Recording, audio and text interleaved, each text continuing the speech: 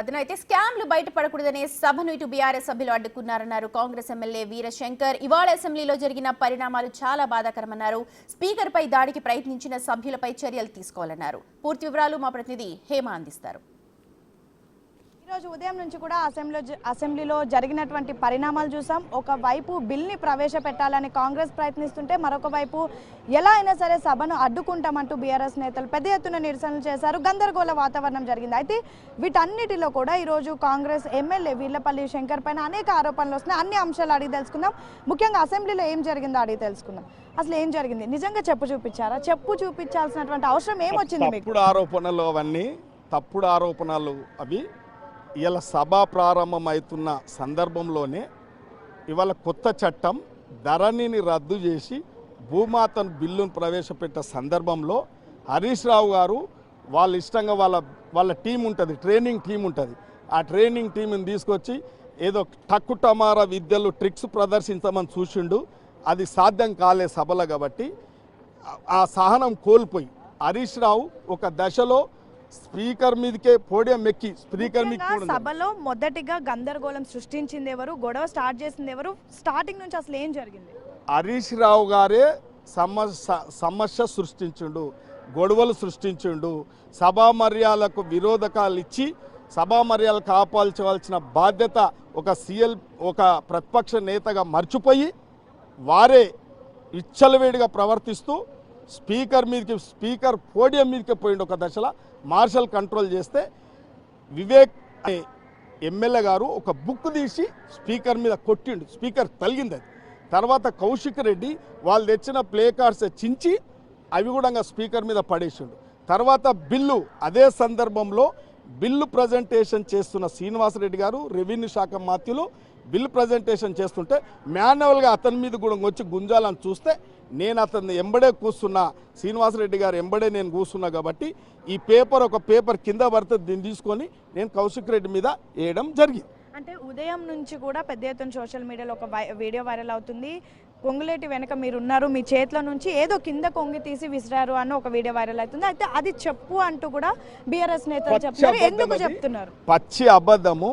ఇవాళ వాళ్ళు సభలో పూర్తిగా అంటే ప్రజాస్వామ్యంలో ఎవరికి ఇంత అవమానం జరగదు, అంత అవమానం వాళ్ళకి జరిగింది. కాబట్టి ఏదో ఒకటి తప్పుడు ఆరోపణ చేస్తే ఏదో పబ్బం గడుపుకుందామని చెప్తా ఉన్నారు. కాబట్టి ఇలా అసెంబ్లీ రికార్డ్స్ ఉంటాయి, అక్కడ కెమెరాలు ఉంటాయి, అందరూ కూడా ఉన్నారు. నేను ఒక్కని లేదు కదా సభలో, అందరూ ఉన్నారు. ప్రతిపక్ష ఎమ్మెల్యేలు ఉన్నారు, గౌరవ సభ్యులు ఉన్నారు, ఫ్లోర్ లీడర్లు ఉన్నారు, అందరూ ఉన్నారు. కాబట్టి వాళ్ళు నా మీద చేసేది తప్పుడు ఆరోపణ. వాళ్ళు నిజంగా కూడా రాజకీయంగా ఇలా ఒక దళితుడు స్పీకర్ ఉంటే జీర్ణించుకోవట్లేడు, ఒక అట్టడుగు వర్గాల నుంచి వచ్చిన మేము ఎమ్మెల్యేలో వస్తే వాళ్ళు జీర్ణించుకోవట్లేదు తప్ప అంతకంటే ఎక్కువ ఏం లేదు దాంట్లో. ఈ రోజు స్పీకర్ పైన దాడి కానివ్వండి, గతంలో కూడా కేటీఆర్ స్పీకర్ పైన అనుచిత వ్యాఖ్యలు చేస్తారు. ఎందుకు స్పీకర్ని ఎందుకు టార్గెట్ చేస్తున్నారు అని మీరు అనుకుంటున్నారు? అంటే వాళ్ళ అహంకారము. ఇవాళ మేము ప్రతిపక్షంలో ఇంకెన్ని రోజులు కూర్చోవాలి, 10 నెలలు అయింది, ఎప్పుడు అధికారంలోకి రావాలనే ఒక అక్కస్సు వెలుగస్తున్నారు తప్ప ఏదో వాళ్ళే మేధావులు, ఈ ప్రపంచంలో వాళ్ళంత మేధావులు ఎవరు లేరన్నట్టుగా ఏదో అంటారు చూడు. వికట కవి తెనాలి రామలింగల్లాగా హరీష్ రావు తెనాలి రామలింగ చేయబోతే ఇవాళ అబాస్ పాలు అయిపోయారు. ఈరోజు వాళ్ళ ప్రవర్తన మీద అక్బరుద్దీన్ ఓవైసీ కానివ్వండి, బీజేపీ ఎమ్మెల్యేలు కూడా ఘాటు వ్యాఖ్యలు చేశారు. ఎలా చూస్తున్నారు ఇంత సీనియర్ ఎమ్మెల్యేలు ఈ విధంగా ప్రవర్తించడం? ముఖ్యంగా పబ్లిక్ కూడా చూస్తుంటారు. ప్రతి ఒక్కరు ఇలా తెలంగాణ రాష్ట్రం తెచ్చుకున్నదే ఆర్థికంగా, రాజకీయ, సామాజికంగా అభివృద్ధి చేసుకోవాలి.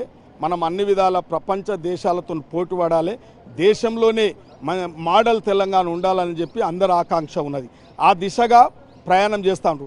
వాళ్ళు 10 ఏళ్ళు విధ్వంసం చేసారు, ఆర్థికంగా, రాజకీయంగా, సామాజికంగా అందరినీ తొక్కేసారు. కాబట్టి అది జీర్ణించుకోలేకపోతున్నారు. కాబట్టి ప్రతి ఒక్కరికి ఇలా ప్రతిపక్షం, ఇలా అసెంబ్లీలో బీజేపీలు కానీ, ఎంఐఎంలు కానీ, సిపిఐలు కానీ వీళ్ళందరూ కూడా ఈ రాష్ట్ర ప్రజలకు, ఈ రాష్ట్ర రైతాంగానికి మంచి జరుగుతుంది, మంచిది మంచి అనాలి, చెడ్డ అనాలి. కాబట్టి ఇలా మంచి పనికి మీరు ఎందుకు అడ్డుకుంటున్నారని కీలకమైనటువంటి డిస్కషన్లో గందరగోళం సృష్టించినటువంటి బీఆర్ఎస్ నేతల మీద, వాళ్ళ ప్రవర్తన మీద ఎలాంటి చర్యలు తీసుకోబోతున్నారు? తప్పకుండా శాసనసభ నియమావళి ఉంటుంది, దాని ప్రకారం వారు ఏ విధంగా ప్రవర్తించారో అంత రికార్డ్ అయ్యి ఉన్నది. కాబట్టి ఇదొక్కటే రోజు కాదు, 3 రోజులు అని జరుగుతూ ఉంది. కాబట్టి తప్పకుండా చర్యలు తీసుకోవడానికి దానికి సంబంధిత పెద్దలు ఉన్నారు, తప్పకుండా తీసుకుంటారు. లాస్ట్కి మీరైతే చెప్పు చూపించలేదు, వాటర్ బాటిల్ ఇస్తారు. అవాస్తవము.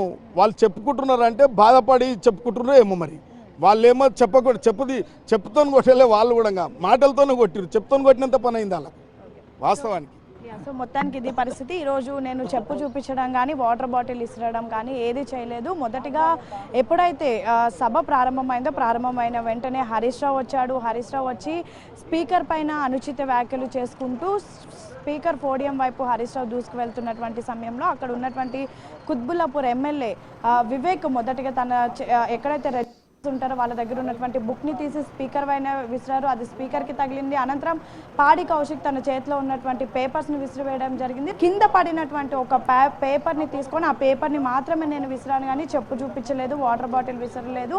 చెప్పు చూపించానంటూ చెప్పుడు మాటలు చెప్పినటువంటి బీఆర్ఎస్ నేతలకి ఈరోజు సభలో చెప్పుతో కొట్టినట్టయితే అయింది అంటూ కూడా ఈ ఎమ్మెల్యే వీర్లపల్లి శంకర్ చెప్తున్నటువంటి పరిస్థితి. వీడియో జర్నలిస్ట్ అనిల్తో హేమ, బిగ్ టీవీ.